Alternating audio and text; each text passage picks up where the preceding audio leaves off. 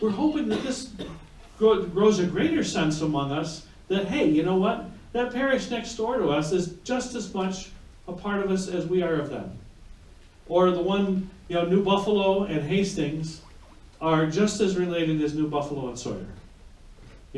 That's the type, the sense that we want to have, and that we have a spiritual father here, whom Jesus has given us, successor to the apostles, and we priests have the privilege of being his co-workers in the vineyard.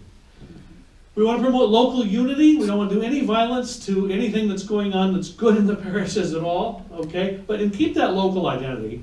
But remember, you've got brothers and sisters down the street.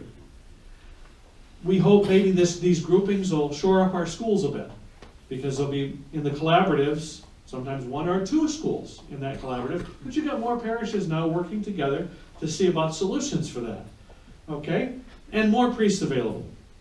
That's one of the things, probably for the first time in the history of the diocese, if this works, please pray, if this works, we'll have more available priests to the bishop to assign as needed than ever before. Again, not because we've got an excess of priests, but because we're using them differently. We're distributing them differently.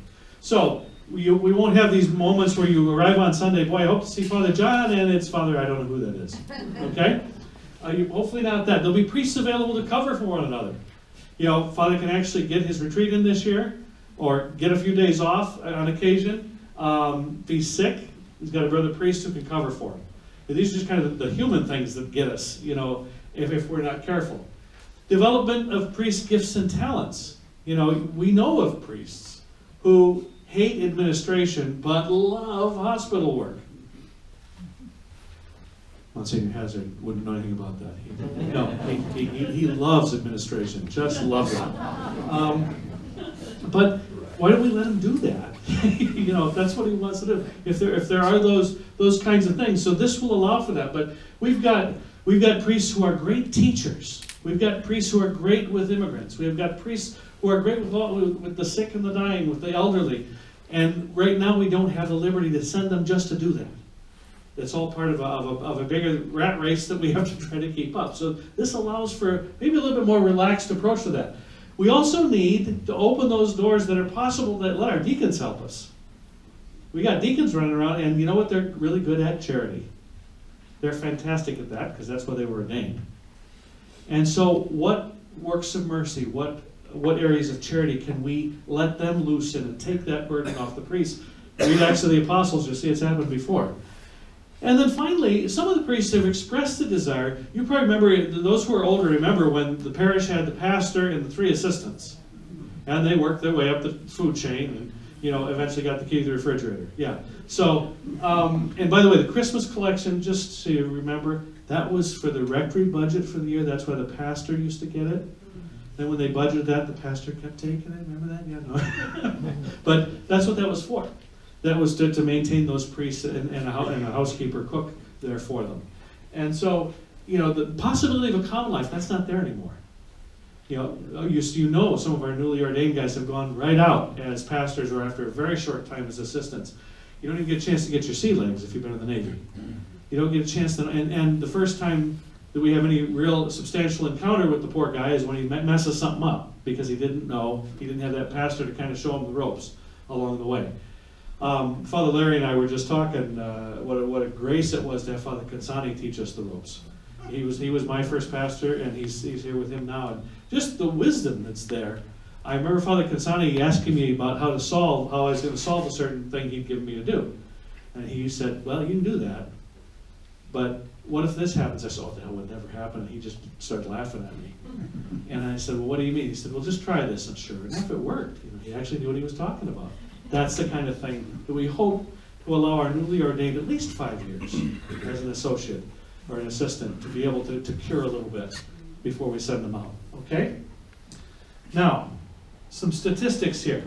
This is from, these are national numbers. The number of Catholics since 1965 is down here around 48 million, okay? Now it's just under 80 million, okay? But the number of priests in thousands is just under 60,000 in 1965. We're down here at about 33, okay? So we've got this going in now. That's not the end of the story. When you look across the board at different walks of life that people go into, doctors, lawyers, Indian chiefs, whatever, there are these huge spikes like this. All sorts of, we got a ton of school teachers, and then we don't have enough school teachers, like this statistically. Priests and religious, it's like this. Okay? So we're coming out of one of those right now. It just takes a long time to do so. And as Bishop mentioned, we don't have the pallet of priests over at Costco we could just pick up. It takes 6-7 years to train them. And that sometimes takes longer depending on the individual and then where they're at in that discernment. So it's looking up. There are vocations. I assure you, every parish has at least one vocation of the priesthood, at least. We got to find them. We got to encourage them. We got to get them in the seminary, okay? But prayer is what's going to do that. Now, within our diocese, we've got some interesting statistics here. Okay, in 1950, this is nationally, there were one priest for every 652 Catholics. Okay, so Father O'Leary, what year were you ordained? What year were you ordained? 61. 1961. So it was about that. You may have had a few more. Okay, so 2010, it's up to one priest for 1,653 people. And we project here the diocese in 2015, one priest for every 1,736 Catholics nationally there. Okay, now this is only registered Catholics. Okay, there are groups. Hispanics don't register. Okay, there's a long history as to why, and you understand why. But it's very difficult to know how many people you have. Our young people don't register. I use my sister and her husband as an example. They have 7 children. They've not been in the same parish twice since they moved back to Michigan in September. Because they're over here, somebody's making their first communion, there's a wedding over here, we're going, they're all over the place. How do you count those people? And they're very mobile, the millennial group. So we don't really know how many folks are out there. We do know that they're not all coming to Sunday Mass. But if they decide to come back, and we hope they do, we had better be buckled up, okay? Because there will be more of them than we imagine. And that too will be solved mostly with prayer. Now, in terms of priest-to-people numbers, the number of priests is down 33%, as you saw on the graph. It's 32.5 here in this diocese. Number of Catholics is up 43%. In 1950, there were 54 million Catholics. By 2010, it was 78.2 million. Okay, so that just gives you something to work with there. With our diocese, when we were founded as a diocese by Pope Paul VI, 1971, there were about 83,000 Catholics in the territory of the diocese. There's a funny little story that Bishop Donovan used to tell. There's a man who lived up in Berry County. And he was a little old fellow when the bishop met him. And he was born in the same house, grew up there, and stayed in that house. It was the family farm his whole life. And while in that house was in 4 different dioceses. He never moved, but the diocese. He finally came up to Bishop Donovan with Kalamazoo. He says, "Are they done fooling around over there?" So, but today in the diocese, there are about 107, 110,000 Catholics. The ratio of priests to people in the diocese is 1 to 1,911. Okay? So for every priest, he's expected to serve 1,911 people, 2,000 for the second argument.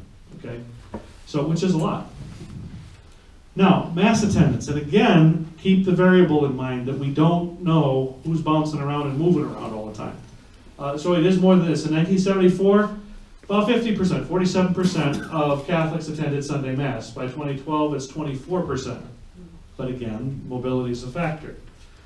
What if they come back, and why do they not come? These are questions that we have to look at, we have to solve, but that's all part of what we're about here, trying to re-energize and re-evangelize our territory.